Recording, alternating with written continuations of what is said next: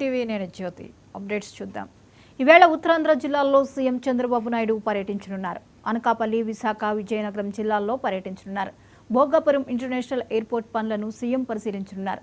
CM అయిన తర్వాత తొలిసారిగా ఉత్తరాంధ్ర టూర్ చేస్తున్నారు సీఎం చంద్రబాబు నాయుడు. ఒకే రోజు 3 జిల్లాల్లో పలు అభివృద్ధి పనుల పర్యవేక్షణ, అధికారులతో సమావేశాలతో బిజీగా గడుపుతున్నారు. ఒకవైపు విశాఖ ఆర్థిక రాజధాని చేయాలనుకుంటున్నామని, విశాఖ అభివృద్ధిపై ఎటువంటి సూచనలు చేస్తారు అనేది అందరికీ ఆసక్తి నెలకొంది.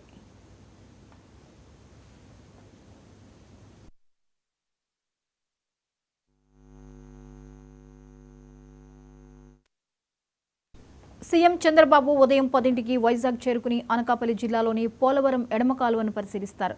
మధ్యాహ్నం 12:30 భోగాపురం ఎయిర్పోర్ట్ను సందర్శిస్తారు. మధ్యాహ్నం సిఐఐ కాన్ఫరెన్స్లో పాల్గొంటారు. వైజాగ్లో నిలిచిపోయిన పలు ప్రాజెక్టులపై సాయంత్రం సమీక్ష నిర్వహించి తిరిగి రాత్రికి ఉండవల్లికి చేరుకోనున్నారు.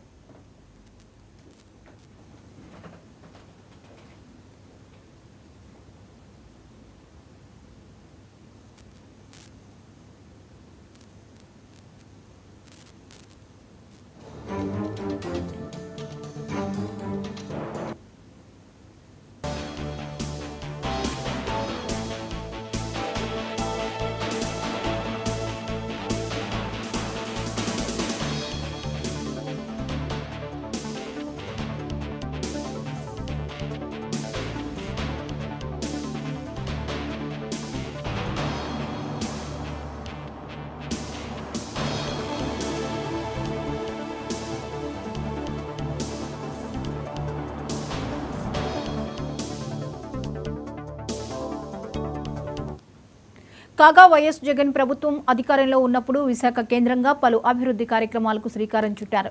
వాటిని కొనసాగిస్తారా లేదా?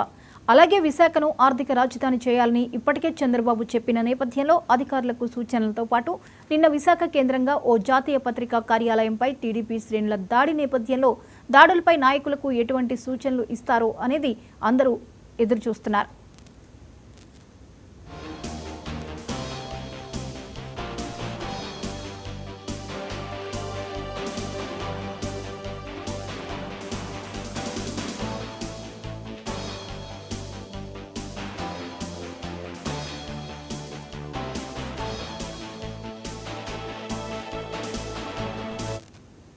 ఈవేళ ఉత్తరాంధ్ర జిల్లాల్లో సీఎం చంద్రబాబు నాయుడు పర్యటించనున్నారు.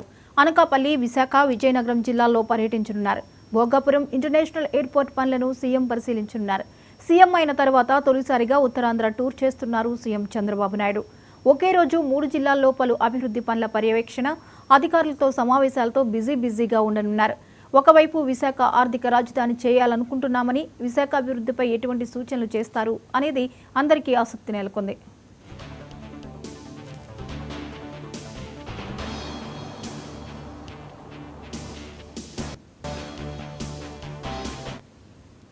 సీఎం చంద్రబాబు ఉదయం 10ంటికి వైజాగ్ చేరుకుని అనకాపల్లి జిల్లాలోని పోలవరం ఎడమ కాలువను పరిశీలిస్తారు. మధ్యాహ్నం 12:30 భోగాపురం ఎయిర్పోర్ట్ను సందర్శిస్తారు. మధ్యాహ్నం సిఐ కాన్ఫరెన్స్లో పాల్గొంటారు. వైజాగ్లో నిలిచిపోయిన పలు ప్రాజెక్టులపై సాయంత్రం సమీక్ష నిర్వహించి తిరిగి రాత్రికి ఉండవల్లికి చేరుకోనున్నారు.